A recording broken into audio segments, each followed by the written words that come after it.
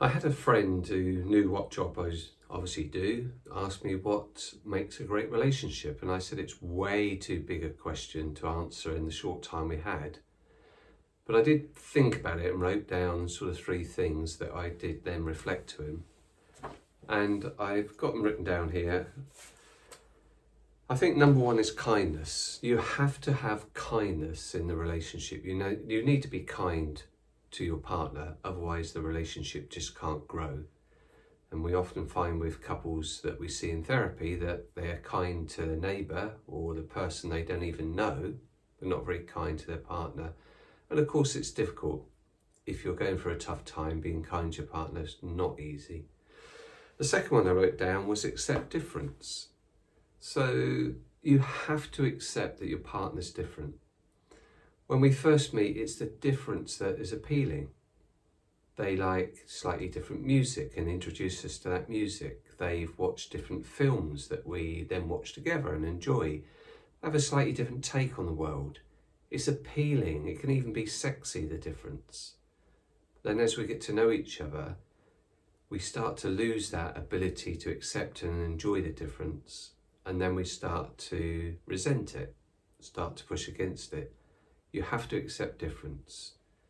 Your partner is usually a different gender, or certainly have a different view on the world and have a different value system, like different things.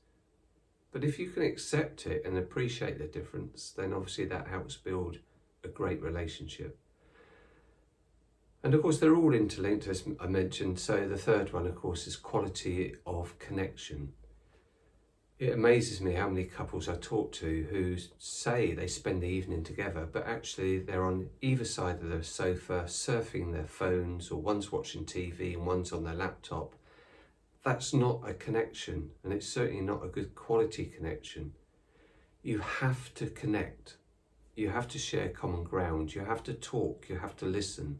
You have to enjoy those moments together. If the quality of connections is really good, then the quantity is not so important. You might only have 3 or 4 really special moments in a week where you get to connect, but that's okay. But actually sitting on the sofa, doing your own thing, having different interests, never sharing moments, not being interested in your partner's world, their day, their fears, their dreams, all of that then breaks down those connections. If you think about it, if you feel very connected, then you're most likely to be very kind to each other, and then you're most likely to feel more accepting of the difference.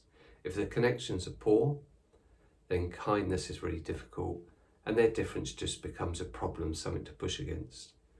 So that's the 3 things that if you wanted to start thinking about building a better relationship: be kind, accept the difference, and really work at your connections.